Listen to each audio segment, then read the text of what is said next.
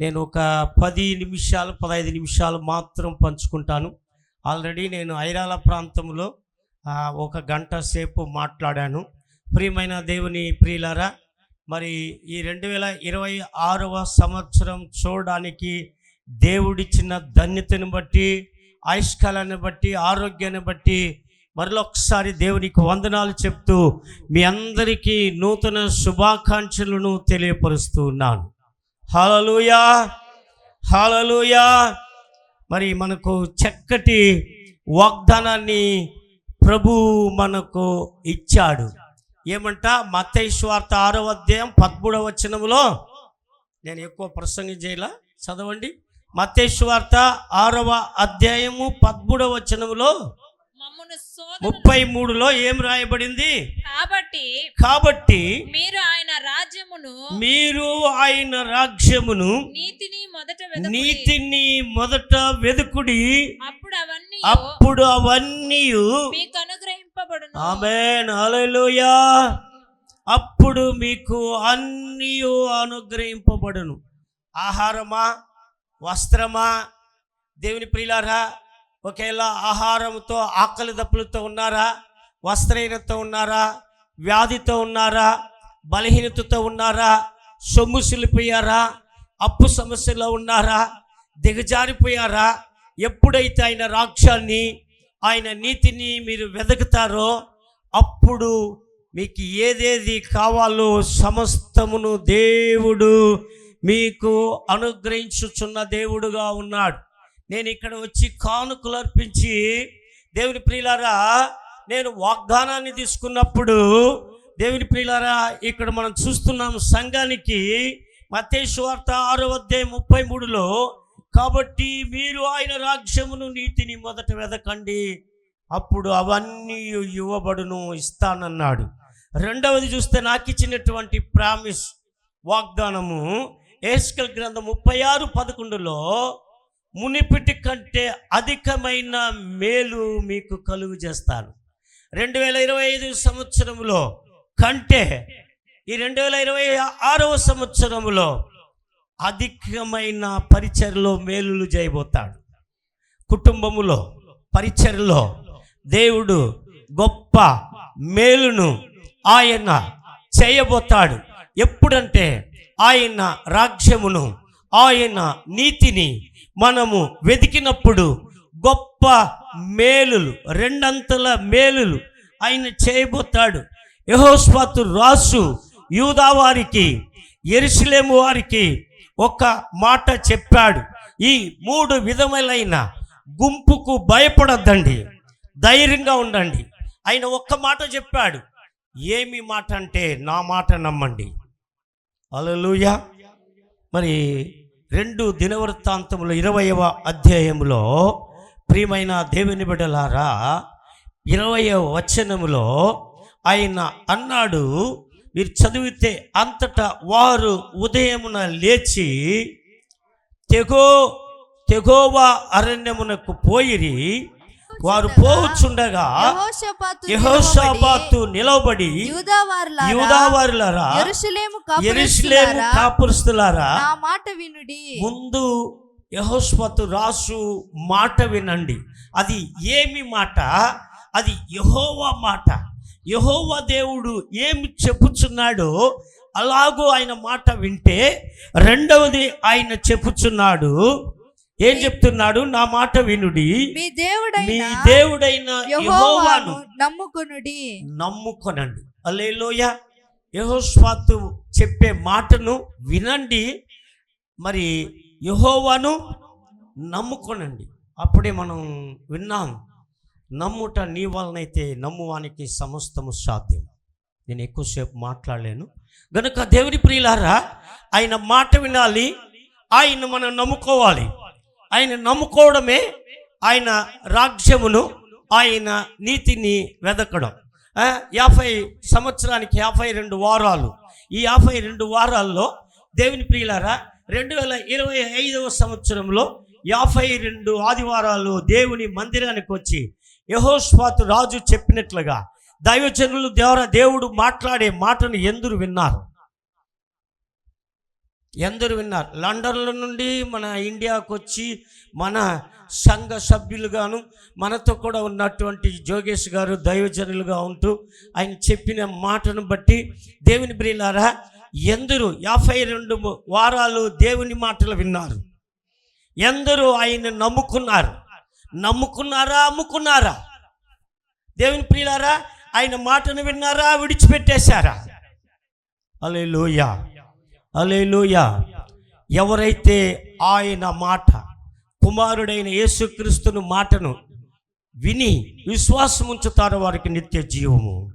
అయితే నేను ఇక్కడ క్లుప్తంగా మాట్లాడుతున్నాను. యెహోషాపాతు అన్నాడు, మొదట నా మాట వినండి, రెండవది ఆయన నమ్ముకునండి, మూడవది ఆయన చెప్తున్నాడు అప్పుడు మీరు చప్పట్లు కొడదామా. ఈ 2025వ సంవత్సరంలో మీ కుటుంబాలు స్థిరపడకుండా ఉంటే, మీరు పొందిన రక్షణను, మీరు పొందుకున్న దేవుని మాటలను నమ్మండి. మరి దేవుని ప్రియులారా, మీ సహోదరులకు తెలియపరచండి, అనేకులను దేవుని వైపుకు మళ్ళించండి. మీ ఫ్యామిలీ స్థిరపరచబడుతుంది, మీ సహోదరుని ఫ్యామిలీ స్థిరపరచబడుతుంది. దేవుని ప్రియులారా, ఎన్ని రాత్రి అమావాస్య ప్రార్థన కలుసుకున్నారు, ఎన్ని ఉపవాస ప్రార్థన కలుసుకున్నారు. మీ కుటుంబాలు స్థిరపరచకుండా పోవడానికి కారణం మీరు ఇంకా ఆయన రాజ్యమును నీతిని వెదకలేదు. హల్లెలూయా.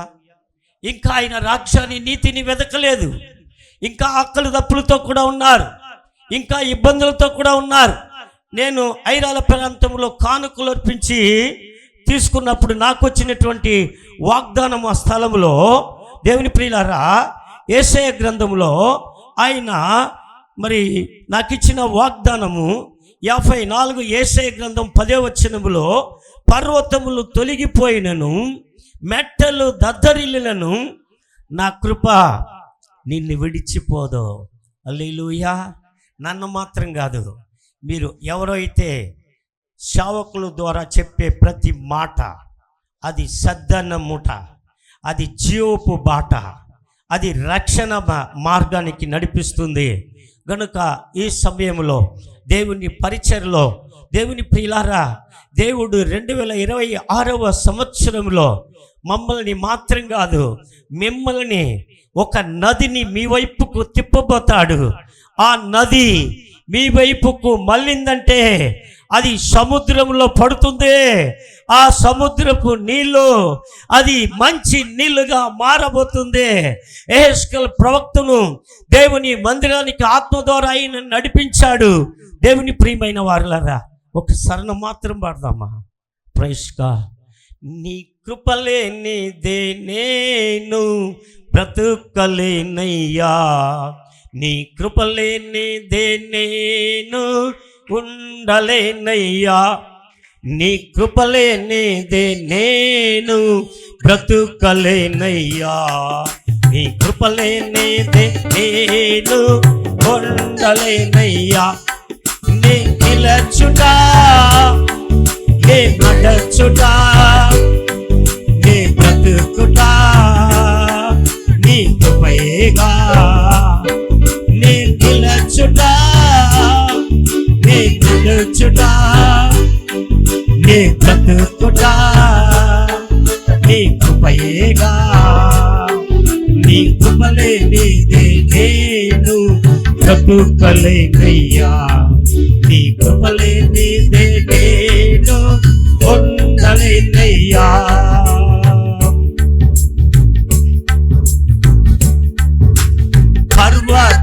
పర్వతములన్నీయు తొలగినను, మేటలు అంతా దద్దరిల్లినా, పర్వతములన్నీయు తొలగినను, మేటలు అంతా దద్దరిల్లినా, నీ కృప నన్ను విడువలేదయ్యా, నీ కృప నన్ను విడువలేదయ్యా.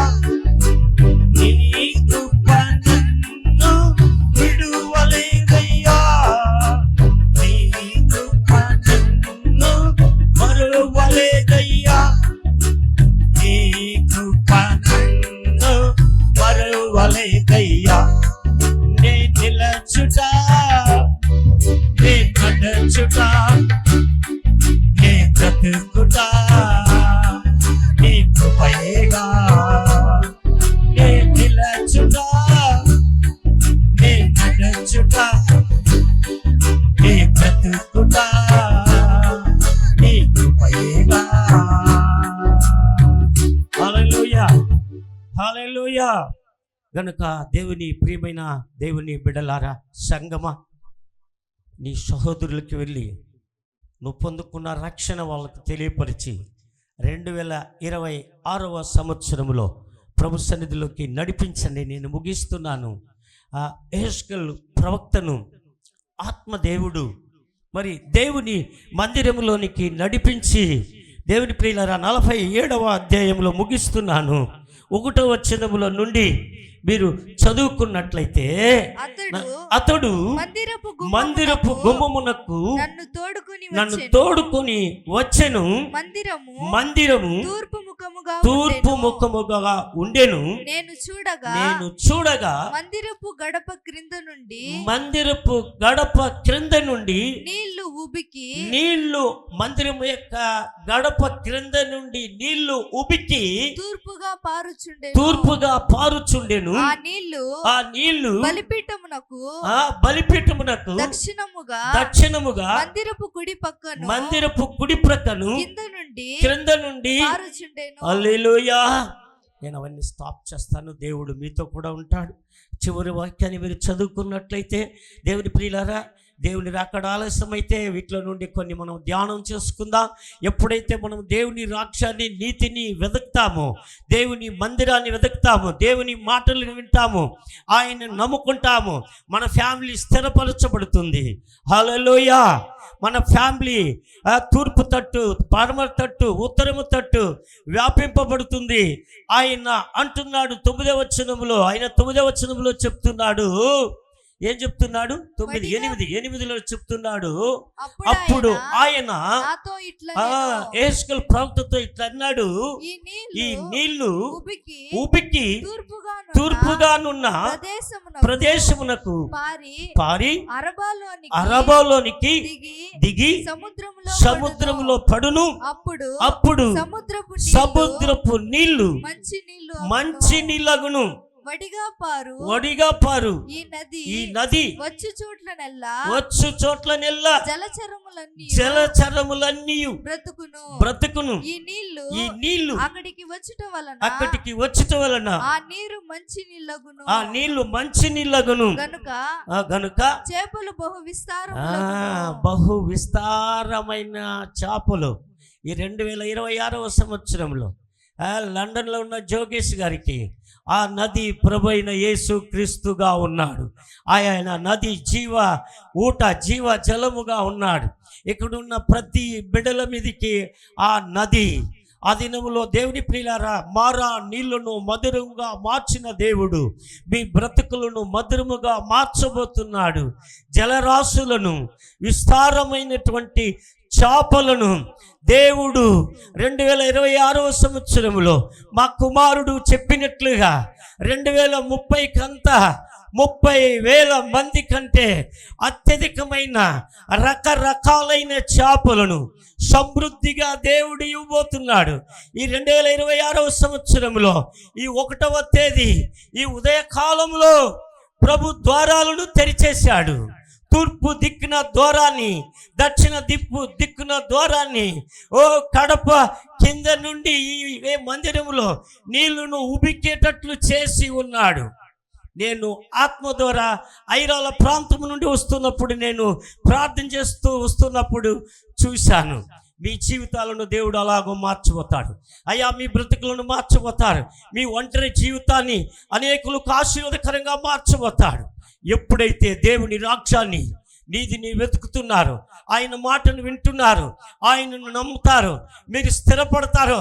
ఎప్పుడైతే స్థిరపడతారో ఆ నది మీ వైపుకు తిప్పబడుతుంది. మీ కుటుంబం సముద్రంలో ఉన్న మంచి నీళ్ళ వలె, ఉప్పు నీళ్లు మంచి నీళ్ళుగా మారబోతుంది. జలరాశులను దేవుడు మంచి జలరాశులు ఇస్తాడు, మంచి చేపలను ఇస్తాడు, రకరకాలైనటువంటి వాటిని మీకు దేవుడు అనుగ్రహించబోతాడు. చప్పట్లు కొడదామా? God bless you. దేవుడు మిమ్మల్ని దీవించును గాక. ఈ 2026వ సంవత్సరంలో మీ అందరికీ నూతన శుభాకాంక్షలు తెలియపరుస్తున్నాను. ఆయన రాజ్యాన్ని, ఆయన నీతిని వెతకండి. సమస్తమును దేవుడు మీకు దయచేవాడుగా ఉన్నాడు. Praise God. God bless you. Pastor గారు చాలా యంగ్ అయిపోయినారు, కదా, తుఫాన్ లాగా దూసుకుపోయినారు. ఆమేన్ చెప్తారు గట్టిగా. ఒకసారి చప్పట్లు కొట్టి ప్రభుని మహింపరచుదాం. హల్లెలూయా.